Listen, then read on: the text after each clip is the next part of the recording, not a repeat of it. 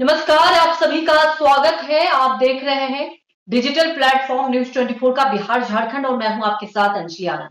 देखिए, इसमें कोई दो राय नहीं कि बिहार की राजनीति को अगर आप केंद्र बिंदु समझे तो जाति एक बड़ा मुद्दा हमेशा से रहा है। जातीय सर्वे होता है, वहां तक सियासत नहीं रुकती और इसे लेकर आप देख रहे हैं अलग अलग दलील और अलग अलग तरीके से विरोध भी जताया जा रहा है।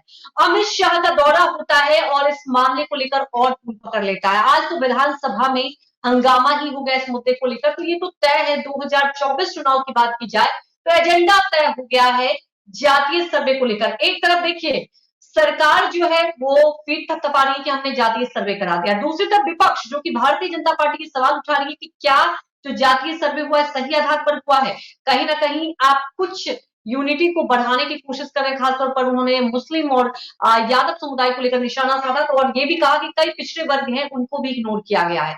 इसमें क्या सच, क्या हकीकत, क्या फसाना, ये तो देखिए समझा जाएगा। लेकिन इसके लिए आज हम चर्चा की अब शुरुआत भी कर लेते हैं। हमारे साथ सहयोगी सौरभ कुमार भी पटना से जुड़ चुके हैं, राकेश पोद्दार जुड़ चुके हैं प्रवक्ता बीजेपी से, एजाज अहमद जुड़ चुके हैं प्रवक्ता आरजेडी से, डॉक्टर स्नेहाशीष वर्धन पांडे जुड़ चुके हैं प्रवक्ता कांग्रेस की तरफ से, राहुल कुमार प्रवक्ता आरएलजेडी की तरफ से जुड़ चुके हैं, चंदन सिंह भी जुड़ चुके हैं हमारे साथ प्रवक्ता आरएलजेपी की तरफ से, कृष्णकांत भी जुड़ चुके हैं पॉलिटिकल एक्सपर्ट।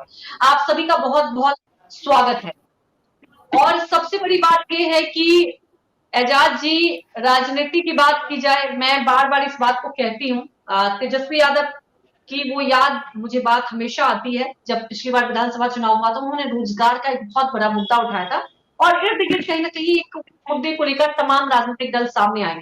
लेकिन इस बार जातीय सर्वे होता है और ये मुद्दा देखिए, अब विपक्ष का साफ तौर पर कहना है कि ये सिर्फ हित साधने के लिए कराया गया। एजाज जी देखिए अंजलि जी, जो हमने एजेंडा तय किया 2020 के चुनाव में, उस एजेंडा के इर्द गिर्द पूरी राजनीति घूम रही है आज भी। और स्पष्ट रूप से हमने जो रोजगार की बात की थी, उस रोजगार को हमने सरजमीन पर उतारने का काम किया। 4 लाख के करीब हमने नौकरियां दी है। और जो लोग 2014 के पहले वादा किए थे कि हर साल 2 करोड़ रोजगार देने का काम करेंगे, 9 साल केंद्र की सरकार को हो गया, 18 करोड़ रोजगार मिलना चाहिए था। देश के नौजवानों को भ्रम में की स्थिति में डालना नहीं चाहिए था, जुमलेबाजी नहीं करनी चाहिए थी, इन्होंने दिया है ऑन रिकॉर्ड। भारत सरकार के आंकड़े के अनुसार 7,22,131 ये है इनकी राजनीति। और हमने जो कहा, हमने जो संकल्प लिया, हमने जो वादा किया, उस वादे को महागठबंधन सरकार बनते ही माननीय मुख्यमंत्री नीतीश कुमार जी और माननीय उप मुख्यमंत्री तेजस्वी प्रसाद यादव जी ने मिल करके 10 लाख नौकरी और 10 लाख रोजगार के वादे को पूरा किया है। और उस दिशा में तो जब रोजगार के वादे को पूरा किया है, एजाज जी, आपका ऐसा मानना है कि ठीक है रोजगार प्राथमिकता दी, वादा पूरे, तो इतनी जल्दबाजी क्यों थी जातीय सर्वे में? देखिए कई समाज के लोग विरोध जता रहे थे, ठीक है बीजेपी तो कह ही रही है, लेकिन आपने भी देखा पिछड़े वर्ग के भी कई लोग विरोध जता रहे हैं कि इसमें पारदर्शिता नहीं। देखिए आरजेडी का पुराना बीमारी है कि पैर में दर्द है और माथा का इलाज करना चाहते हैं। तो बात यहाँ जातीय सर्वे पे हो रही है, ये रोजगार पे बात कर रहे हैं। अभी आपका समय नहीं है, चंदन जी बोलने दीजिए। आप समय बहुत जल्दी आ जाते हैं। एजाज जी को रिएक्शन देने दीजिए। चंदन जी, मैं आपसे भी रिएक्शन लूंगी। जातीय जनगणना के मामले पर हमारी पार्टी लगातार आंदोलित रही। माननीय राष्ट्रीय अध्यक्ष श्री लालू प्रसाद जी ने इस मामले पर हमेशा आंदोलन किया। और आंदोलन इसलिए नहीं किया कि वो जातीय जनगणना चेक कराना चाहते थे, बल्कि इसलिए किया कि जातीय जनगणना होने के बाद जो पिछड़े समाज के लोग हैं, जो अति पिछड़े समाज के लोग हैं, जो सर्वे पर सवाल उठ रहे हैं, सर्वे पर सवाल है, उनकी सामाजिक स्थिति क्या है, उनकी आर्थिक स्थिति क्या है, उनकी शैक्षणिक स्थिति क्या है, और वो किस तरह से जी, और उनके लिए योजना आकार कैसे बने, उनके लिए हम विकास की श्रेणी में उनको कैसे शामिल करें, उनको हक और अधिकार कैसे दें, इस दिशा में हमारी सोच थी। और उस दिशा में आप देख रही हैं कि जो सरकार के स्तर से 1931 के बाद बिहार पहला राज्य बना है देश के अंदर। ये तो हम बहुत इस पहल को स्वागत भी किया गया, लेकिन आज हम चर्चा जो कर रहे हैं, जो आंदोलन है, जो देश में स्थिति है जातीय जनगणना के सवाल का जवाब दे देते हैं। भारतीय जनता पार्टी को बेचैन किए हुए, भारतीय जनता पार्टी के जो इलाज है तो और ज्यादा बेचैन है। कि उनकी ठीक है, राकेश जी से ही इसका रिएक्शन लेते हैं।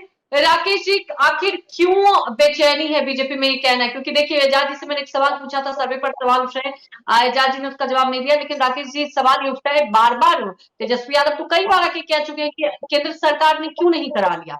अगर ठीक है, ये सर्वे में पारदर्शिता नहीं रही तो केंद्र सरकार ही करा लेती। राकेश, देखिए, जाति जनगणना का शुरुआत हम लोगों ने किया, नीतीश जी के साथ हम लोग जब थे तभी हम लोगों ने शुरुआत की थी, लेकिन श्रेय हम लोगों को लेना चाहिए, लेकिन श्रेय ये ले रहे हैं।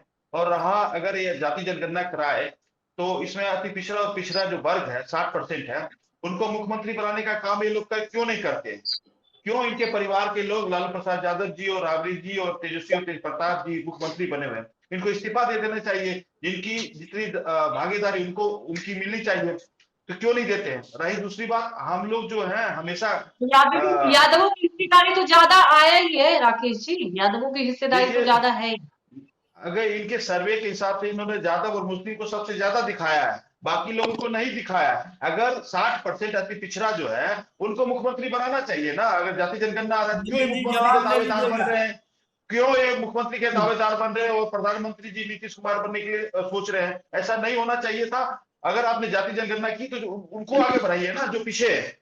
लेकिन इन्होंने कहीं ना कहीं अपने आप को आगे बढ़ाना, अपने वंशवाद को आगे बढ़ाना, इसी इनका एजेंडा है। राजनीति आज जो भारत में हो रहा है, दो तरह की राजनीति हो रहा है। हम लोग समाजवादी भी हैं, देश को चलाने वाले भी लोग, बिहार को चलाने वाले के लिए कार्य करते हैं। इनका एक ही एजेंडा होता है, एक ही एजेंडा इनके है कि हम राजनीति इसलिए सेकते हैं, राजनीति की रोटी, कि हमारे परिवार के लोग मुख्यमंत्री कैसे बने। राजनीति की रोटी इसलिए यही सेकते हैं कि हमारे लोग कैसे राज्यसभा, हमारे परिवार के लोग चले जाए, कैसे हमारे मंत्री बन जाए।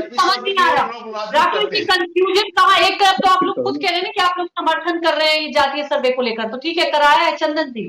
क्या वाकई टाइमिंग को लेकर, देखिए राजनीति में हमेशा सवाल उठते हैं, जो जातीय सर्वे कराया गया क्या जल्दबाजी में कराया गया? क्योंकि 2024 एक बड़ा मुद्दा और इसी मुद्दे को भुनाने के लिए कहा जा सकता है, लेकिन बीजेपी की बात की जाए, एनडीए से ये मुद्दा पिछड़ गया हाथों से। चंदन जी। जी अंजलि जी, बिल्कुल ये बहुत जल्दबाजी में कराया गया और इसका जो रिजल्ट भी है वो बहुत जल्दबाजी में आया। आज बिहार विधानसभा का सत्र का पहला दिन था और देखिए ये तो राष्ट्रीय जनता दल और इनके गठबंधन के जो सहयोगी हैं ये वही हैं जो हमास के पक्ष में ये लोग नारे लगाते हैं। तो हम लोग तो शुरू से राष्ट्रवाद को बढ़ावा दिए हैं और भारत कभी भी हमास जैसे आतंकवादी संगठन का समर्थन नहीं करता है, लेकिन चूंकि तुष्टीकरण की राजनीति है तो आप देखिएगा कि जाति आधारित जो इनका सर्वे है उसमें भी जो कहा जाता है कि सरकारी जातियों के जो आंकड़े हैं उसको बढ़ा चढ़ा कर दिखाया गया है।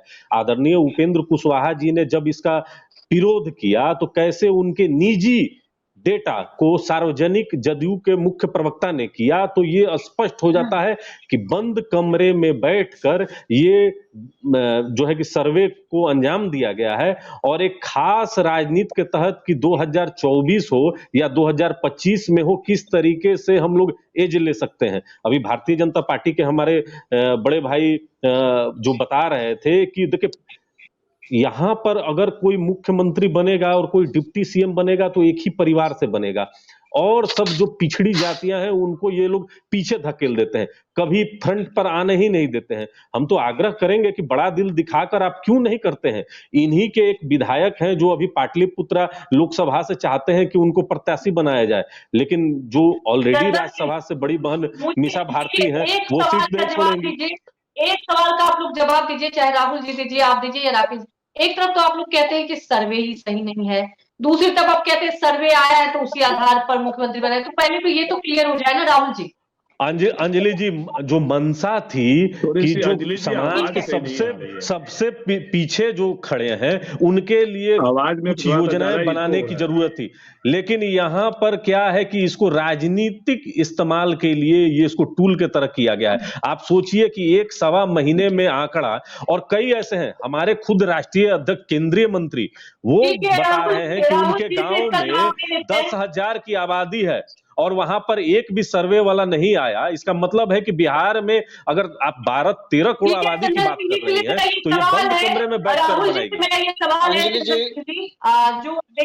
हाँ, आपने मेरा सवाल सुन लिया होगा राहुल जी, इसके पहले जो सवाल मैंने पूछा था जी। जी एक तरफ सर्वे अंजलि का जी, सवाल, दूसरी तरफ बिहार आप लोग विधानसभा में हाँ बिल्कुल अंजलि जी, 2-3 बात मैं कहना चाहता हूँ। पहली बात तो ये कि बिहार में जो जातिगत सर्वे हुआ है, उसके पक्ष में सभी राजनीतिक दल खड़े थे। किसी ने भी विरोध नहीं किया था और ये सिर्फ राजनीतिक स्टंटबाजी हो रही है बिहार के अंदर कि हम जो है एनडीए को जानबूझ करके कटघरे में खड़ा किया जा रहा है। एनडीए ने सिर्फ इतनी बात कही, चाहे बीजेपी की बात हो, चाहे हमारे नेता माननीय उपेंद्र कुशवाहा ने कहा कि जो सर्वे आया है उसके अंदर कई चीजें ऐसी हैं जो संदिग्ध लगती हैं। जिस तरह से आंकड़े जुटाए गए या जिस तरह से जल्दबाजी में आंकड़े जुटाए गए या जल्दबाजी में आंकड़ों को फेरबदल करके या संदिग्ध तरीके से लाया गया, तो हमने तो सिर्फ यही कहा ना कि एक बार आप उसको क्रॉस चेक कर लीजिए, पंचायत के स्तर पर आप आंकड़ा जारी कर दीजिए। कल विधानसभा में डेटा रखने की बात कही जा रही है, बुकलेट फॉर्म में निकला, बुक फॉर्म में वो प्रकाशित हुआ है, सभी विधायकों को एक कॉपी दी जाएगी। तो हमारा सिर्फ ये डिमांड है कि सभी जातियों के आंकड़ों को सार्वजनिक पटल पर पंचायत स्तर पर रखा जाए। देखिए बहुत सारी चीजें अंजलि जी साथ में चल रही हैं। 2010 में अंजलि जी, मैं एक याद दिलाना चाहता हूं, 2010 में पी चिदम्बरम कांग्रेस की तरफ से गृह मंत्री थे और उन्होंने सदन के अंदर जो जातिगत सर्वे जोड़ा गया था जनगणना के साथ में और उसको बदल दिया गया था सिर्फ सोशियो इकोनॉमिक सर्वे में, जिसमें 4,893 करोड़ रुपए खर्च हुए थे और कांग्रेस यहाँ पर बिल्कुल दोषी की तरह खड़ी थी और उसने कभी भी यह कोशिश नहीं किया कि वो आंकड़े सार्वजनिक हो सके। ये आंकड़े आज कांग्रेस की तरफ से या किसी भी तरफ से जो उसका राजनीतिक लाभ लेने की कोशिश हो रही है, उसकी वजह यह है कि पिछले 10 साल की राजनीति में एनडीए की तरफ से ओबीसी को जिस तरह का रिप्रेजेंटेशन मिला है, आप और गठबंधन महागठबंधन की सरकार ने कर दिया। ठीक है, डॉक्टर स्नेहा शिववर्धन जी, अच्छा ठीक है, वो हमारे साथ अभी नहीं जुड़े हुए हैं। कृष्णकांत जी से रिएक्शन लेते हैं। कृष्णकांत जी, मैं एक लाइन में अपनी बात खत्म करना चाहता हूँ। अंजलि जी, मुझे थोड़ा सा कंक्लूड किया जाए। एजाज अहमद जी ने कहा कि जो 2020 में जो राजनीति हमने जो शुरू किया था उसके इर्द गिर्द ही पूरे बिहार की राजनीति चल रही है। एजाज अहमद जी ने 144 टिकट बांटा था विधानसभा में, जिसमें 58 सीट सिर्फ यादव समुदाय को दिया था, अति पिछड़ा सिर्फ 26 लोगों को दिया था। उस तरह से अगर ओबीसी का देखेंगे तो सिर्फ जो माइनस आरजे यादव था वो सिर्फ 5% लोगों को दिया था। तो राजनीति तो वो सचमुच में वही कह रहे हैं कि उसी के इर्द गिर्द चल रहा है। पूरी राजनीति की धुरी M22 समीकरण के इर्द गिर्द है। बाकी अति पिछड़े और पिछड़े जो बाकी जो जातियां हैं, गैर यादव ओबीसी जो जातियां हैं, वो सिर्फ इनके लिए पानी भरने का काम करती हैं, को सत्ता में हिस्सेदारी देने का काम नहीं करते हैं और इसीलिए बार बार कहते हैं कि हमारी राजनीति की दूरी वहीं पे चल रही है। एजाज जी से इसका रिएक्शन। एजाज जी देखिए, सीधे तौर पर कल अमित शाह ने हुंकार भरी और एक सवाल उठ रहा है कि ऐसा क्या है कि बाकी लोग क्या बिहार से पलायन कर गए, सिर्फ ऐसा क्या हो गया कि यादवों के इसमें ही बढ़ोतरी हो। दूसरी बात देखिए, पिछड़ों की बात की जाए, मैंने देखा है, आप एजाज जी खुद महसूस कर रहे होंगे, कई वर्ग के लोग विरोध जता रहे हैं कि हमारे जो समाज का जो वर्ग आया है आंकड़े वो सही नहीं आया। तो एजाज जी, जैसा कि राहुल जी भी जिक्र कर रहे थे, आपको नहीं लगता पारदर्शिता लाने के लिए पंचायत स्तर पर कॉपी होनी चाहिए? एजाज जी। अंजलि जी, सबसे पहले तो भारतीय जनता पार्टी के हमारे साथी ने कहा कि हमने कभी विरोध नहीं किया। विरोध नहीं किए तो इनके पार्टी कार्यालय में मिठाइयां किस कारण से बटी जब स्टे हुआ था? ये स्पष्ट कर दे। ये स्पष्ट करता है कि भारतीय जनता पार्टी किस तरह की राजनीति करती है। और जब माननीय सर्वोच्च न्यायालय के पास ये मामला गया तो इन्होंने अटॉर्नी जनरल तुषार मेहता के माध्यम से किस तरह से विरोध दर्ज करवाया, किस तरह से पहले कहा कि ये राज्य सरकार के अंतर्गत नहीं आता है, बाद में इनको लगा कि ना हो जाए तो इन्होंने फिर से मामले को बदलने का काम किया और एफिडेविट में कहा कि राज्य सरकार चाहे तो करा सकती है। दोहरी राजनीति भारतीय जनता पार्टी की हमेशा नीति रही है और दोहरी राजनीति के चपेट में ये कहीं ना कहीं इनके एलाइज के लोग, चाहे वो पारस जी की पार्टी के लोग हों, चाहे उपेंद्र कुशवाहा जी के पार्टी के लोग हों, ये लोग उनके ट्रैप में फंस चुके हैं। और इन लोगों को जो स्क्रिप्ट लिख करके दिया जाता है उसी स्क्रिप्ट को पढ़ने का काम करते हैं ये लोग, क्योंकि इन लोगों को उनके पिच पर खेलना है। ये भारतीय जनता पार्टी अपने पिच पर खिलाना नहीं चाहती है, तो इस तरह की राजनीति ये लोग कर रहे हैं उनके स्क्रिप्ट को पढ़ करके। सबसे बड़ी बात यह है कि जो हमने जातीय गणना कराई, और जो आज सारे मामले सामने आए तो सब कुछ सामने स्पष्ट आ गया और इसमें किसी को कुछ कहने की आवश्यकता नहीं है। अगर जी स्पष्ट नहीं आया इसलिए सवाल उठ रहे हैं। देखिए स्पष्ट नहीं आया इसलिए कई बार सवाल उठ रहे हैं। राकेश जी देखिए एजाज जी ने सीधा सवाल उठाया, अगर स्वागत कर रहे थे तो तेल रखने पर मिठाइयां क्यों खिलाई, सवाल उठ रहे हैं। ठीक है राकेश जी से जवाब लेते हैं। एजाज जी नहीं हुआ है उसमें एक ठीक है जातीय जनगणना का भारत सरकार घोषणा कर दे, सब कुछ स्पष्ट रूप से सामने आ जाएगा, दूध का सामने आ जाए। ठीक है राकेश जी से इसका रिएक्शन देगा। इस तरह का घटिया सोच वाले लोग और जिस तरह से ये लोग एजेंडे की राकेश जी को जवाब तो देने दीजिए, आप कंटिन्यू आरोप लगाते रहेंगे तो जवाब कैसे मिलेगा। राकेश जी को जवाब देने दीजिए एजाज जी, अगर आप सुन पा रहे हैं। अब बिहार में चल रहा है तो हम गरीबों को जो अधिकार विडम्बना देखती हूँ, जब भी मैं डिस्कशन करती हूँ आरजेडी की तरफ से जो भी आते हैं वो कंटिन्यू, देखिए आजाद जी जब आप सवाल उठा रहे तो हाथ उठा रहे लंबे वक्त से, राकेश उनको भी जवाब देना है, आपने आरोप लगाया वो जवाब देना चाह रहे हैं।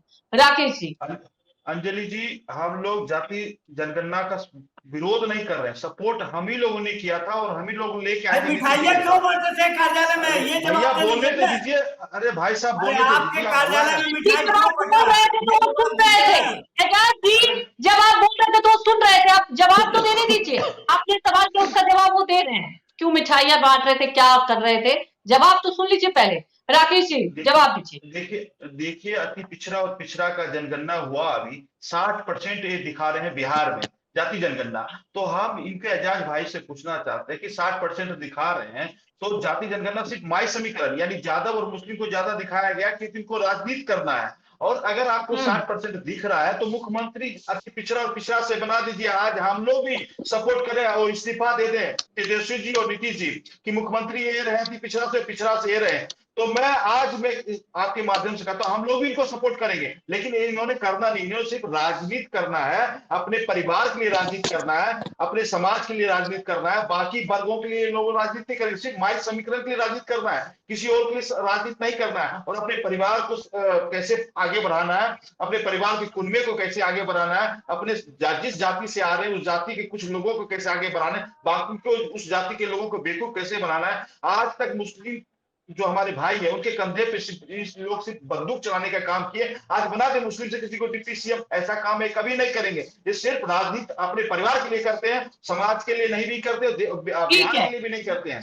नेहा सिंह जी इस जातीय सर्वे को लेकर देखिए कई दिनों से सवाल और इस पर राजनीति इर्द गिर्द मुजफ्फरपुर पहुंचते हैं, ये तो तय है। ये देखिए बीजेपी की बेचैनी कई बार दिखाई दे देती है। अब अमित शाह पहुंचे, एक बीजेपी ने एजेंडा सेट कर दिया है 2024 की बात की जाए, अगरा वर्सेस पिछड़े की बात की जाए। स्नेहाशीष जी क्या आपको लगता है क्या वाकई टाइमिंग हमेशा महत्वपूर्ण होता है, क्या वाकई जल्दबाजी में करा लिया गया ये सर्वे, इसलिए देखिए पारदर्शिता पर सवाल उठ रहे हैं कहीं ना कहीं। एजेंडा तो जनता सेट करती है, बीजेपी वाले उसी के इर्द गिर्द घूमेंगे। अभी एजेंडा जनता ने सेट कर दिया है, बेरोजगारी, महंगाई और इनके द्वारा व्याप्त देशव्यापी भ्रष्टाचार के। लेकिन आप लोग तो जाति सर्वे कर देते हैं एजेंडा पे तमाम राजनीतिक दल। जाति यही तो है, जनता तो चाहती है कि चुनाव, लेकिन तमाम राजनीतिक दल। आपने बड़ा सवाल उठाया इसलिए मुझे बीच में इंटरप्ट करना पड़ा, बड़ी बात बोली आपने। जनता सही कहा आपने, बिल्कुल यही चाहती है कि, लेकिन जो तमाम राजनीतिक दल है उनके लिए जाति बिहार में तो मुझे लगता है प्रायोरिटी रहती है और एजेंडा इसी पे सेट किया जाता है। जी आप अपनी बात पूरी कीजिए। मुझे तो समझ में नहीं आ रहा, अभी मध्य प्रदेश में चुनाव हो रहे हैं और वहां पे हमारे प्रधानमंत्री आदरणीय मोदी जी जा रहे हैं और कह रहे हैं कि अगले 5 साल तक अभी भी अनाज मुफ्त मिलेगा 80 करोड़ जनता को। तो ये लोग देखिए इनकी सोच कितनी डिस्ट्रक्टिव है। मैं बार बार बोलता हूं कि नेशनल डिस्ट्रक्टिव अलायंस के लोगों की सोच भी डिस्ट्रक्टिव है, इसलिए क्योंकि ये बात कर रहे हैं कि अगले 5 सालों तक भी अभी 80 करोड़ यानी देंगे अनाज। ये सोचिए कि किस तरीके के लोग हैं, यानी ये देश में गरीबी को बरकरार रखेंगे, इन्होंने अपने चुनावी भाषण में ही बोल दिया है। और दूसरी बड़ी बात है कि ये सोचने वाली बात है कि हमारे कांग्रेस के द्वारा जब आरक्षण को लागू कराया गया था इस देश में, तो आरक्षण को एक्सटेंड इसलिए किया जा रहा था कि लोग अपने रोजगार के लिए अपने स्वावलंबी बने और नौकरी पाए, शिक्षा पाए, हक पाए समाज में, इसलिए बढ़ाया जाता था। और ये क्या बढ़ा रहे हैं, ये खैरात बढ़ा रहे हैं, ये मुफ्त राजस्थान में तो आप लोग भी कर ही रहे हैं ना। अब देखिए ये सवाल अगर आप उठा देते ना तो सवाल आप भी उठेगा। सवाल वही उठाना चाहिए सियासी थी, सवाल वही उठाना चाहिए जो आप सुन पाए, जो आप सुन पाए। सौरभ क्या वाकई ये जो सवाल उठाया गया आपको लगता है कि सिर्फ एक पार्टी करती है? सौरभ ये तो अब तय हो गया है ना, हर चुनाव में फ्री की राजनीति हावी हो जाती है। सौरभ आप कृष्णकांत जी से भी जवाब लीजिए कि क्या आपको लगता है 2024 की बात की जाए तो सौरभ अगला पिछड़ा भी एक बड़ा मुद्दा है। ठीक है स्नेहा जी, आपने देखिए बड़े बड़े धैर्य से मैंने 18 मिनट आप लोगों को आप बात पूरी कर लीजिए सर। सौरभ आप जब मुख्य सवाल राष्ट्र स्तर पे है, आप लोग समय पे बड़ी पाबंदी कर देते हैं। तो ये समस्या हम बताना चाह रहे हैं कि राकेश जी भी बता रहे थे, हिस्सेदारी जातिवाद पे बात कर रहे थे, परिवारवाद पे बात कर रहे थे। देखिए सबसे बड़ी समस्या ये है कि इनका स्टेट ऑफ कंफ्यूजन है बिहार भाजपा के साथ। और स्टेट ऑफ कंफ्यूजन के कारण क्या है कि दिल्ली से एक आते हैं जो गुजरात के तड़ी पार रहे हैं, वो आते हैं और गृह मंत्री साहब और एक एजेंडा इनको दे के जाते हैं कि इसी पे अब बोलना है, गोल गोल गोल गोल गोल गोल करना है। और ये उसी एजेंडे के इर्द गिर्द अब नाचेंगे। और इनके सहयोगी की तो मजबूरी है। राकेश जी भी बोल रहे थे कि हम खिलाफ नहीं है, तो आप आइए खुल के समर्थन में आइए और देखिए आरक्षण और जातीय सर्वेक्षण, उसमें अंतर आपको समझना पड़ेगा। आरक्षण दिया गया था जो गरीब जो वंचित वर्ग है उसके बढ़ोतरी के लिए, और यहाँ पे आप लोग करने लग रहे हैं कि इतना परसेंट है तो उसको बैठा दीजिए। अरे भैया जो अल्पसंख्यक है उनके भी हक का ख्याल रखा जाएगा इस सरकार के द्वारा। क्यों आप लोग इसको दिग्भ्रमित कर रहे हैं? घोटाले पे अंजलि जी, मैं आरक्षण के सवाल पे इनको जवाब देना चाहता हूँ कि शिक्षा के क्षेत्र में ओबीसी को आरक्षण देने का काम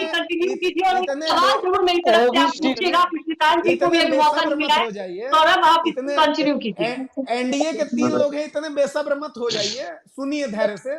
नहीं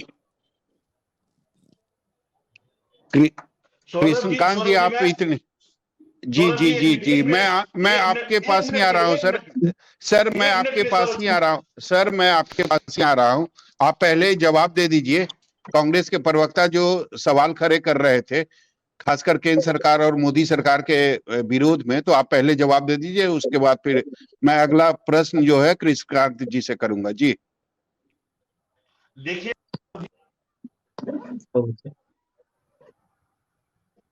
बोलने के लिए कोई बात नहीं, इसलिए गायब हो जा रहे होंगे। चलिए कृष्णकांत जी, आप काफी धैर्य से पूरी बात को सुन रहे थे, तो आपको क्या लगता है कि यहाँ पर गलत कौन है और कौन सचमुच में जातीय आधारित गणना का सपोर्ट कर रही है और कौन उसका विरोध कर रही है? देखिए मुझे तक सौरभ जी एक कहावत है, बट ऐसे मेरी इस लायक नहीं हूं कि मैं इस कहावत का जो है मीनिंग जरूर गलत निकलता है। ये कहते हैं कि चोर चोर मौसेरा भाई, बट मैं चोर नहीं कहना चाहता हूँ, लेकिन जो है पॉलिटिक्स में जो बातें हो रही चल रही है, ऐसा लग रहा है कि कोई सही नहीं है जिसको जहां से कुर्सी के लालच हो रहा है। देखिए एक हमारे अमित शाह जी ने जो भाषण में उन्होंने जो बताया कि पलटू राम कैसे भारतीय बिहार की जनता का जनादेश का उन्होंने तिरस्कार किया है, ऐसी बहुत जगह पे है। जब आरजेडी और जदयू जब साथ लड़ी थी तो उन्होंने भी 2.5 साल बाद चुनाव में अपने से यहाँ सरकार बनाई थी, तो वो जनादेश का उन्होंने भी खिलाफ किया था। उसी तरह आप सिर्फ से आप महाराष्ट्र में देख लो, चाहे मध्य प्रदेश में देख लो, जनादेश जिसको भी मिली है तोड़ के सरकार बनाने की कोशिश की है। तो और इसी तरह ये काम कभी कांग्रेस भी क्या करती थी और इसी तरह आरजेडी भी करती। तो हर पार्टियों का जो मेरा जो लगता है कि सिर्फ जनता को किसी की चिंता नहीं है। जनता को जैसे एक है ना, कोर्ट में गीता पे हाथ रख के जितने शपथ झूठे खाए जाते हैं, उसी तरह रियल लाइफ में जनता को जनता के नाम पे इतनी सारे झूठे कसम और इतने ज्यादा वादे किए जाते हैं और जनता को बेवकूफ बनाया जाता है। फाइनली जब चुनाव खत्म हो जाते हैं तो जनता को जो आश्वासन और जो उन्होंने प्रॉमिस किया है, वो उसको भूल जाते हैं। और जब फिर चुनाव आता है तो ठीक 6 महीना पहले उसमें से 2-4 वादे पूरा करके फिर जब चुनाव खत्म हो जाता है फिर वादे वो बंद कर देते हैं। तो इस तरह से चलता रहता है। अब अमित शाह जी का जो बयान आ रहा है, कहीं ना कहीं ये जो धर्म की राजनीति जो चल रही थी हिंदू और मुस्लिम की, उसका जो काट जो जदयू और आरजेडी ने जो किया है, जिससे उनको बहुत ज्यादा गुस्सा लगा है, कहीं ना कहीं उनके मकसद का एक चोट लगा है और उस चोट से उन्होंने एक ऐसा पॉइंट क्रिएट किया है जिसके इर्द गिर्द, जैसा वर्धन पांडे जी ने बताया कि वो गोल गोल इस तरह घूमता रहे और चुनाव विकास के मुद्दे पे, विकास के और वहां के रोजगार के मुद्दे पे, महंगाई के मुद्दे पे जनता भूल जाए और इसी पे चुनाव हो जाए। ये है सौरभ जी। जी बिल्कुल। एजाज जी, एक सवाल मेरा आपसे ये है कि अगर विपक्ष यह मांग कर रहा है, कई महीनों से, कई दिनों से विपक्ष की ये मांग है कि ट्रांसपेरेंसी जो है वो लाई जाए। जातीय जनगणना सही है, जाति आधारित गणना हो गए, उसके आंकड़े भी आप लोगों ने जारी कर दिया, लेकिन अगर उसमें ट्रांसपेरेंसी है तो आप लोग क्यों नहीं जिलावार या प्रखंड वाइज जो उसको जारी कर देते हैं? क्या परेशानी है इसमें? एक मिनट राकेश जी, एक मिनट, उसके बाद राकेश जी मैं आपके पास ही आऊंगा। विपक्ष के लोगों की बात को माननीय सर्वोच्च न्यायालय ने भी स्पष्ट कर दिया। ये लोग दूसरे माध्यम से जब सर्वोच्च न्यायालय में गए और आंकड़े पर कहीं ना कहीं सवाल खड़ा किए, तो सर्वोच्च न्यायालय ने स्पष्टता कहा कि इस मामले को मैं रोक नहीं सकता हूं, क्योंकि राज्य सरकार योजना बनाने के लिए, योजना आकार तय करने के लिए और कहीं ना कहीं अधिकार देने के लिए जो ये आंकड़े प्रस्तुत किए हैं, इस आंकड़ों पर कोई सवाल का मामला नहीं होता है। अब उसके बाद भी विपक्ष इस तरह का हाय तौबा कर रही है, तो इसका मतलब है कि उनको ये बात समझ में आ चुका है कि हम पूरी तरह से घिर चुके हैं। हम जनता के सवालों पर अब खड़े नहीं हो सकते हैं। हम जिस उम्मीद के साथ इसका विरोध कर रहे थे, उस उम्मीद पर माननीय सर्वोच्च न्यायालय ने भी, माननीय पटना उच्च न्यायालय ने भी। एजाज जी, ये मेरे सवाल का जवाब नहीं है। एजाज जी, ये मेरे सवाल का जवाब नहीं है। मेरा सवाल ये है कि अगर विपक्ष मांग कर रहा है कि इसको जिलावार या प्रखंड वाइज आप लोग, वहां पर न होता, विपक्ष के स्तर से ही नहीं कोर्ट में लोग गए, विपक्ष ने ही कोर्ट में अपने लोगों को भेजने का काम नहीं किया। माननीय सर्वोच्च न्यायालय ने स्पष्टता कह दिया, तो अब कहां सवाल खड़ा होता है? अगर इनको सवाल खड़ा करना है तो उसका जवाब भी इन्हीं के पास है। अभी जनगणना का कार्य नहीं हुआ है। राष्ट्रीय स्तर पर भारतीय जनता पार्टी और केंद्र के गृह मंत्री, उनके अधीन ये मामला आता है। घोषणा कर दे कि हम एक कॉलम जातीय जनगणना का उसमें जोड़ने का कार्य करेंगे, स्पष्टता सब कुछ सामने आ जाएगा, दूध का दूध पानी का पानी हो जाएगा। इसका इतना हाय तौबा की आवश्यकता भी नहीं है, क्योंकि भारतीय जनता पार्टी की राजनीति और राजनीति का जो सोच था, नफरत की राजनीति का एजेंडा इनका समाप्त हो चुका है। अब गरीब जग चुके हैं, पिछड़े जग चुके हैं। ठीक है एजाज जी, ठीक है। राकेश जी आप अपनी बात को पूरी कीजिए। देखिए, श्रीकांत जी और एजाज जी ने बोला कि 80 करोड़ जनता को गरीब बना रहे हैं। देखिए, 80 करोड़ जनता को हम लोग गरीब नहीं बना रहे हैं। 80 करोड़ जनता का हक है सरकार के ऊपर। अगर हम उनके घर राशन पहुंचाते हैं, कोई गरीब से भूखे लोग ना मर जाए, उसके लिए हम उसको घर राशन पहुंचाते, इसमें इनको क्यों तकलीफ होता भैया? दूसरी बात, माननीय गृह मंत्री जी के बारे में जो बोलते हैं कि तारीफ आ रहे हैं, वो भारत के गृह मंत्री हैं। शब्दों का उच्चारण सही से कीजिए, शब्दों का नकारात्मक मत कीजिए। आप लोगों ने हमेशा दूसरे ढंग से राजनीति की, परिवारवाद की मैंने बार बार इस बात को आपके चैनल के माध्यम से उठा रहा हूं। इन लोगों का सिर्फ अपने परिवार की राजनीति करना है, अपने जाति की भी राजनीति नहीं करते, सिर्फ परिवार की राजनीति करते हैं। किसी तरह हम लोग बने रहें, इसके लिए राजनीति करते हैं। और हमारे बिहार के मुख्यमंत्री, हमारे मुख्यमंत्री जी पलटू राम, जो अमित शाह जी ने कहा, बिल्कुल सही कहा। जनादेश मिलता है हम लोगों को, उनके साथ चले जाते हैं। भैया मुस्कुराइए मत, जनता आपको 24 जवाब दे देगी। मुस्कुराइए मत, हंसिए मत। इसी लेकिन राकेश जी सच्चाई ये भी है ना कि एक तरफ आप कह रहे हैं कि ओबीसी को मुख्यमंत्री बनाओ, दूसरी तरफ आप कह रहे हैं कि यादव और मुस्लिमों की संख्या जानबूझकर ज्यादा दिखाई दे रही है।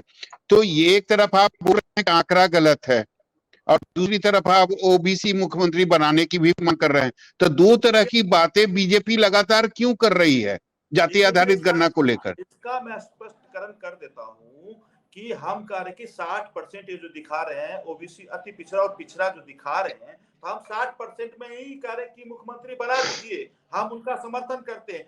लेकिन इन्होंने बनाना नहीं है, इनको सिर्फ राजनीति की रोटी सेकनी है। और मुख्यमंत्री जी नीतीश कुमार जी बने रहना चाहते हैं। नीतीश कुमार जी अपने तेजस्वी सर अगर आंकड़े गलत अगर आंकड़े गलत होते तो 18 साल से मुख्यमंत्री नीतीश कुमार हैं, वो भी अपने समुदाय की संख्या जो है वो ज्यादा दिखा सकते थे, परेशानी क्या थी उन्हें? कुर्मी समाज की संख्या वो भी ज्यादा दिखा सकते थे, वो तो मुख्यमंत्री हैं, 18 सालों से सौरभ हैं। जी, बस यही सवाल मैं भी पूछने वाला था। थैंक्स।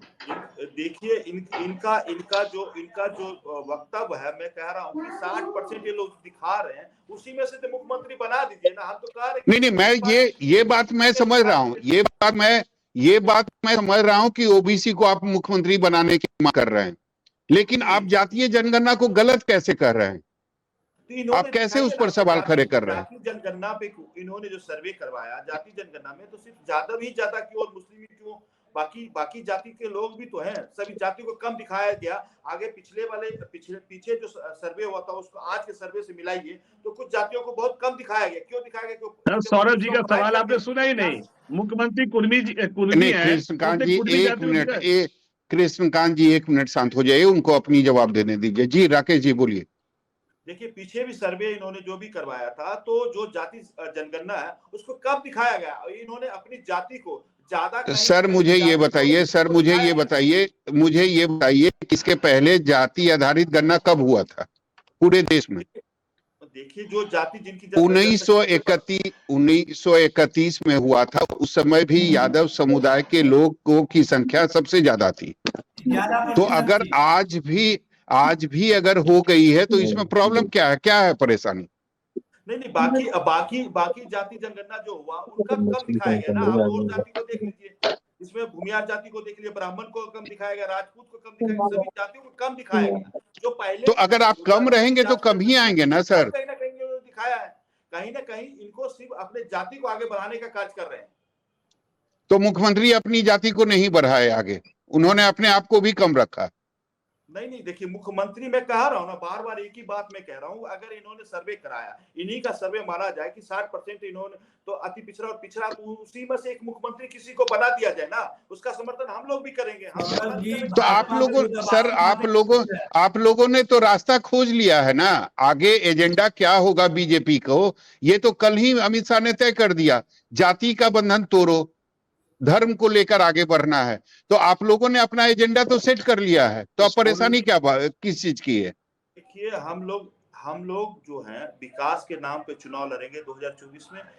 बहुत सारे मुद्दे थे, 370 से लेके, और उसके बाद अपना विश्वकर्मा योजना हुआ, उसके बाद सड़क हम लोगों ने बनाया। उसके एजेंडे पे हम जनता के बीच में जाएंगे। हम तो हमारे प्रधानमंत्री कहते हैं कि 85% हिंदू हैं और 15% जो मुस्लिम है। हम सबका साथ, सबका विकास, सबका विश्वास के साथ काम करें। हम लोग तो जाति को बांटने में भी उतना सहयोग नहीं दे रहे कि पूरी जाति को अलग अलग कर दो, तोड़ फोड़ कर दो। हम लोग 85% और 15% की बात करते हैं कि 100% जो है इनका विकास कैसे है, उसकी बात हम लोग करते हैं। हम लोग हमेशा ये नहीं कहते कि इतनी जाति को, ये अगर इनकी जाति की संख्या के हिसाब से बनाया जाए तो ये बना दे मुख्यमंत्री। हम लोगों तो ओबीसी का प्रधानमंत्री बना के रखे हुए हैं ना, तो उसी में से बना दे किसी न किसी को। चलिए वर्धन जी, आपकी पार्टी से भी मुझे लगता है डिमांड हुआ था 2 डिप्टी सीएम का, तो आप लोग सरकार पर क्यों नहीं दबाव डाल रहे हैं? कांग्रेस क्यों नहीं दबाव डाल रही है नीतीश कुमार पर कि अति पिछड़े जाति के जो लोग हैं, चलिए वर्धन जी हमारे साथ है नहीं, एजाज जी, कांग्रेस ने भी मुझे लगता है कि कुछ दिन पहले मांग किया था, जो पूर्व अध्यक्ष थे उन्होंने भी मांग किया था कांग्रेस से कि 2 और ओबीसी से डिप्टी सीएम बनाना चाहिए बिहार में। तो आप लोग उनकी बात क्यों नहीं मान रहे हैं? अगर ज्यादा ओबीसी की संख्या है तो मुख्यमंत्री वहां से बना दीजिए आप। देखिए नीतीश कुमार इस्तीफा दे दे। देखिए सौरभ जी, नीतीश जी भी ओबीसी हैं, तेजस्वी जी भी ओबीसी हैं। ये जो लोग राजनीतिक पैंतरेबाजी कर रहे हैं ना, उन लोगों को कोई राजनीति समझ नहीं है और राजनीतिक सोच नहीं है। स्पष्टता भारतीय जनता पार्टी पूरी तरह से फंस चुकी है। भारतीय जनता पार्टी को समझ में नहीं आ रहा है कि किस तरह से हम राजनीति करें। एक और ये कहते हैं कि जातीय गणना जो है सही नहीं है, और दूसरी ओर फिर कहते हैं कि 60%। दोहरी बात क्यों करते हैं? आप स्पष्टता एक ही बात पर रहिए ना। चूंकि आपको राजनीति करने भी नहीं आता है और आप राजनीति में पूरी तरह से ट्रैप में फंस चुके हैं। अब आप धर्म की राजनीति चलाना चाहते हैं तो धर्म की राजनीति भी आपकी चलने वाली नहीं है। प्रधानमंत्री जी जिस स्तर पे जा करके गरीबों का बखान कर रहे हैं और गरीबों को बढ़ाने की बात कर रहे हैं। सबसे पहले तो इनसे पूछना चाहिए कि 2014 के पहले बीपीएल की संख्या थी 45 करोड़। जब से भारतीय जनता पार्टी की सरकार आई है, दुगनी संख्या के करीब 84 करोड़ लोग बीपीएल के स्तर पर पहुंच चुके हैं। ये भारतीय जनता पार्टी की नीतियों का परिणाम है। ये भारतीय जनता पार्टी जो हम दो हमारे दो की नीतियां चला रही है, जो दो बेचने वाले और दो खरीदने वाले और जो उद्योगपति मित्र के माध्यम से ये पूरी राजनीति का कवायद कर रहे हैं, उस राजनीति की पोल खुल चुकी है। इसीलिए प्रधानमंत्री जी जो बातें कह रहे हैं, अब देश की जनता, देश का गरीब सुनना नहीं चाह रहा है, क्योंकि देश के गरीबों को भी पता चल गया है कि 2 किलो गेहूं और 2 किलो चावल के लिए ये अपने फोटो वाला झोला थमा करके कहीं ना कहीं राजनीति करते हैं। गरीबों के साथ जिस तरह का व्यवहार करते हैं, जिस तरह से उनका उपहास उड़ाते हैं, उस उपहास का बदला आप देखिएगा 5 राज्यों के चुनाव में भी लेगी जनता, और आने वाले लोकसभा के चुनाव में तो इनका सुपड़ा साफ हो जाएगा। इनकी राजनीति अब रोल बैक हो गई है और इनकी राजनीति जिस गेम प्लान के तहत ये करना चाह रहे थे उसमें फंस चुके हैं। और जब राजनीति में आदमी फंस जाता है ना, तो उसको समझ में नहीं आता है कि कौन सी बात कहें और कौन सी बात नहीं कहें।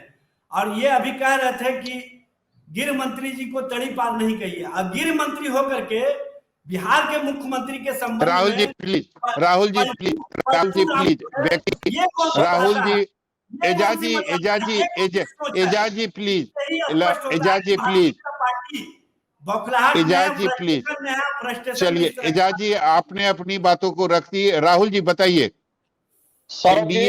मैं सबसे पहले मैं एजाज जी के उस डेटा का मैं वो खंडन करना चाहता हूं। 2015-16 में 24.85% गरीबी रेखा के नीचे से थे और अभी वो 2019-20 में घट करके लगभग 15% पर आ गया। जो इस देश के अंदर जो गरीब है, प्रभावी तौर पर गरीबी रेखा से नीचे आने वालों की संख्या लगातार घट रही है। अगर हम 80 करोड़ लोगों को अनाज देने की बात करते हैं, इसका मतलब ये नहीं है कि वो 80 करोड़ सभी बीपीएल परिवार के लोग हैं। सबसे पहले तो ये सुधार कर लीजिए। दूसरा, अस्नेशिष वर्धन जी, ओबीसी का प्रेम बहुत जागा है। बिहार, उत्तर प्रदेश और झारखंड तीनों राज्यों में इनके पास एक ही जाति का व्यक्ति इनका प्रदेश अध्यक्ष होता है। एजाज अहमद जी बोलते हैं, एजाज अहमद जी बोलते हैं कि ओबीसी है, ओबीसी है तेजस्वी यादव, निश्चित तौर पर ओबीसी है जी, लेकिन उनकी राजनीति सिर्फ एक जात के इर्द गिर्द ही क्यों घूमती है?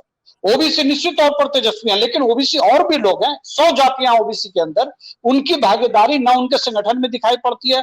ए टू जेड की राजनीति की बात करते हैं, लेकिन ना वो संगठन में दिखाई पड़ते हैं, ना राज्यसभा में दिखाई पड़ते हैं, ना लोकसभा में दिखाई पड़ते हैं, ना उम्मीदवार बनाने में उनकी सूची में दूसरी जातियों को प्राथमिकता मिलती है। तो इनके ओबीसी का मतलब सिर्फ यादव होता है। आप दूसरे पर उंगली उठाने से पहले अपने आप को देख लीजिए, आईना पर रख लीजिए। एजाज जी, एजाज जी, एजाज जी, आप जब बोल रहे थे तो मैं नहीं बोल रहा था। एजाज जी एक मिनट शांत, एजाज जी एक मिनट शांत। आपके यहाँ राज्यसभा में जितने लोग हैं, विधान परिषद में जितने लोग हैं, एक परिवार को छोड़ करके दूसरी परिवार की बात कीजिए। ये गृह मंत्री को तड़ीपार बोलते हैं। सोनिया गांधी और राहुल गांधी आज की तारीख में बेल पर बाहर है। तेजस्वी जी का पूरा परिवार बेल पर बाहर है। दूसरे को तड़ीपार बोलने से पहले अपने गिरबान में झांक लेना चाहिए। राहुल जी शांत हो जाए, राहुल जी शांत हो जाइए, एजाज जी आप भी शांत हो जाइए। राकेश जी ये बताइए मुझे कि प्रधानमंत्री ने कल जो अनाउंसमेंट किया 5 किलो अनाज देने का, मुझे लगता है कि इसका अनाउंसमेंट 1.5 महीने के बाद होना चाहिए था। जब केंद्रीय मंत्रिमंडल की बैठक होती उसके बाद ये अनाउंसमेंट होना चाहिए था, लेकिन समय से पहले ही कर दिया था। आप लोग भी तो चुनाव में फायदा लेने के लिए मेवा देने की बात करते हैं हम लोगों को। देखिए ऐसा नहीं है, हम लोग ये जो योजना चल रहा है कोरोना काल से ही चल रहा है, 2019 से चल रहा है और समय उसका कम था, कुछ समय बचा ही था, तो उसको फिर आगे बढ़ाया गया। ऐसा नहीं है कि चुनाव को देखते हुए मद्देनजर रखा गया, पहले से ये योजना चल रही है, उसको आगे और समय के लिए बढ़ाया गया। और दूसरी बात रहा कि जो खाद्य आपूर्ति मंत्रालय के अंदर जो गेहूं और चावल आता है, पहले की सरकारों में क्या होता था कि वो सर जाता था, और सरने के बाद वो उद्योगपति को कम औना पौना के भाव में बेच दिया जाता था। तो हम कहते हैं आम जनता का पैसा का दिया हुआ टैक्स का पैसा आम जनता का सामान भरा हुआ, उनको हम लोग घर तक पहुंचा रहे हैं, तो इनको क्या तकलीफ है? उनका ही सामान उनके घर तक पहुंचा रहे हैं, उनका हक भी बनता है। तो गरीबी रेखा से नीचे नहीं है, सभी लोग लेते हैं, एपीएल वाले भी ले जाते हैं, बीपीएल वाले भी ले जाते हैं, ऐसी बात नहीं है। लेकिन कहीं ना कहीं हम लोग जो हैं विकास के नाम पे चुनाव लड़ेंगे, और हम लोगों की जो योजना 2019 से लेके 2024 के बीच में जितनी सारी योजना है, भैया हंसो नहीं, तुमने 70 साल में कुछ नहीं किया, हंसो मत। 70 साल अरे अपनी जानकारी सुधार लीजिए, बड़ी देर से सब्र हो, बेसब्र मत होइए। वर्धन जी, वर्धन जी, वर्धन जी, वर्धन जी, दो नहीं नहीं आप मैं हंसूंगा, वर्धन जी, वर्धन जी गलत तथ्य रखेंगे मैं हंसूंगा। अब हंसने पे भी पाबंदी करिएगा क्या? वर्धन जी, आप 2 मिनट शांत हो जाइए। पाबंदी करिएगा क्या? भाई मुंह मत खुलवाइए हमको बोलने। सौरभ जी, मैं कंटिन्यू शांति रहा हूँ, बस 2 मिनट रुक जाइए, उसके बाद आप अपना जवाब दे दीजिएगा। उलूल जुलूल कुछ भी नहीं सुन लीजिएगा। देखिए डिरेल्ड हो गए हैं ये लोग डिरेल्ड हो राकेश जी, चुके आप हैं। वर्धन जी 2 मिनट शांत हो जाए। जी राकेश जी, पूरी बात कीजिए अपनी। हाँ, तो हम लोग जो योजना अभी आप कह रहे थे कि समय आने से पहले बता दिए, वो 2019 से चल रहा है, और हमारे स्वर्गीय श्री रामविलास पासवान जी ने इस योजना को लाए थे। वो बेचारे इस दुनिया में नहीं है, जहां भी होंगे उनकी आत्मा को शांति मिले। वो उस योजना को माननीय प्रधानमंत्री जी रेगुलर आगे बढ़ा रहे हैं और उसको चला रहे हैं, ऐसी बात नहीं। और आम जनता का टैक्स का दिया हुआ पैसा है, हमारा और आपका नहीं है, उनका हक। लेकिन राकेश जी एक सच्चाई तो ये भी है ना कि महागठबंधन की सरकार जातीय आधारित सर्वे करवाकर उसके आंकड़े को जारी कर आपसे 2 कदम आगे तो चली गई है, और इसका फायदा तो 2024 में महागठबंधन की सरकार को मिलेगा। देखिए, इनको लग रहा है कि मुझे फायदा मिलेगा। अभी जो इन्होंने बहाली की, शिक्षक की बहाली की, 53% मार्क्स ला के वो आदमी आज रोड के वो सड़क पे घूम रहे हैं, और जो 40% के नीचे के मार्क्स ला के आज नौकरी कर रहे हैं। तो कहीं ना कहीं लोग जो है बिहार को बांटने का काज किया है। कोई विकास की बात नहीं करते, सिर्फ बांटने उसको दो, एक समुदाय को आगे ले जाओ, ऐसी है। हम लोग हमेशा कहते हैं कि हम लोगों ने 9 साल के अंदर जो कार्य किए हैं वो जनता के बीच में रखेंगे, और जनता को कहेंगे कि हमने ये काम किया, जनता हमें वोट देगी। इसमें इनको कोई सोचने समझने की बात नहीं। ठीक है। अब हम सबसे आग्रह करेंगे, कृष्णकांत जी 2 मिनट शांत हो जाइए। अब सबसे हम आग्रह करेंगे कि लास्ट कमेंट सब अपनी अपनी बातों को 10-20 सेकंड के अंदर रखेंगे। कृष्णकांत जी बोलिए, आप अपनी बातों को रखिए, समय की कमी।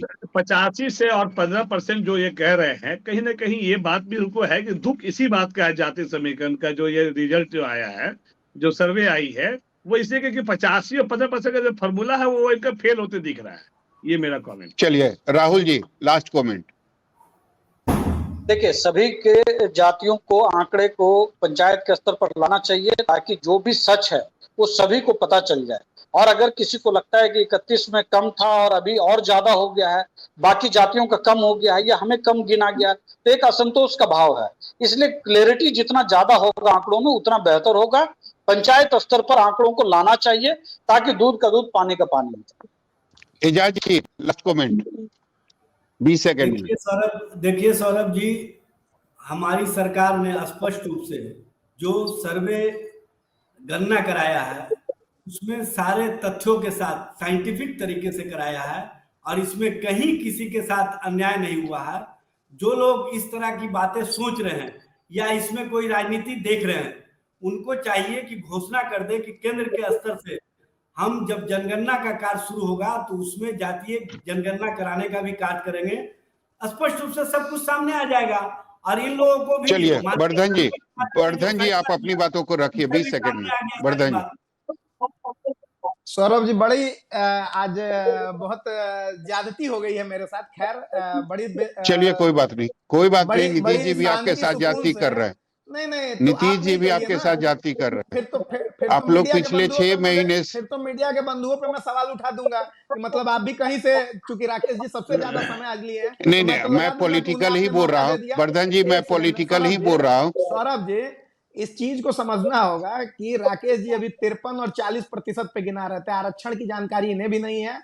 इन्हें सबसे बड़ी समस्या क्या है कि ये लोग धरातल पे तो है नहीं कहीं भी। इनका दिल्ली से और नागपुर से जो ट्वीट आता है उसी को आगे बढ़ाते हैं ये लोग, जो दिल्ली से एजेंडे सेट होके आते हैं और उसी एजेंडे पे ये काम कर रहे हैं। अगर आपको समस्या हो रही है सौरभ जी, वर्धन जी आपकी आवाज नहीं आ रही। चंदन जी लास्ट कमेंट 20 सेकंड में अपनी बात को रखिए।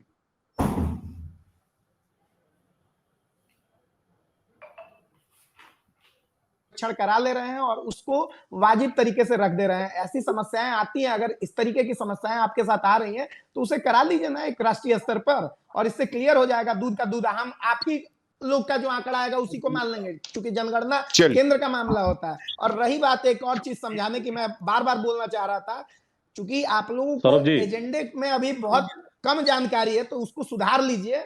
और चूंकि आप लोगों के पास दिक्कत क्या है कि जनता से तो जुड़ाव है नहीं, हवाई योजनाएं हैं, एक नेता एक पा गए हैं, उसी नेता पे गोल गोल घुमाए हुए हैं मुद्दे को।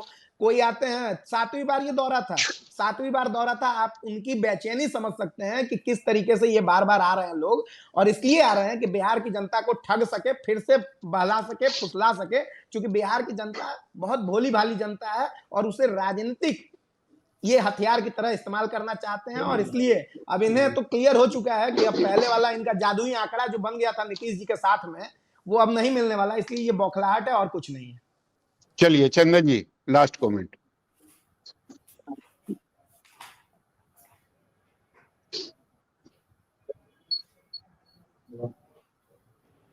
चंदन जी लगता है ऑडियो आपका खराब है। चलिए आप सभी का इस चर्चा में जुड़ने के लिए बहुत बहुत धन्यवाद, बहुत बहुत शुक्रिया। और सबसे बड़ी बात है कि बिहार सरकार ने जाति आधारित गणना के आंकड़े जो हैं वो जारी कर दिए हैं। और मुख्यमंत्री ने उस समय ये भी कहा था, जब विपक्ष ने मांग की थी कि सामाजिक और आर्थिक सर्वे के जो आंकड़े हैं उसको भी सरकार जल्द से जल्द जारी करे। तो मुख्यमंत्री ने उस समय कहा था कि बिहार विधानसभा का जब शीतकालीन सत्र शुरू होगा उस समय सदन के पटल पर सामाजिक और आर्थिक सर्वेक्षण के जो आंकड़े हैं उसको भी रखा जाएगा। तो निश्चित रूप से शीतकालीन सत्र जो है वह शुरू हो चुका है और उम्मीद की जा रही है कि अगले 1-2 दिन में जाति आर्थिक और सामाजिक जो सर्वेक्षण के आंकड़े हैं वो भी सदन के पटल पर रखा जाएगा। नमस्कार।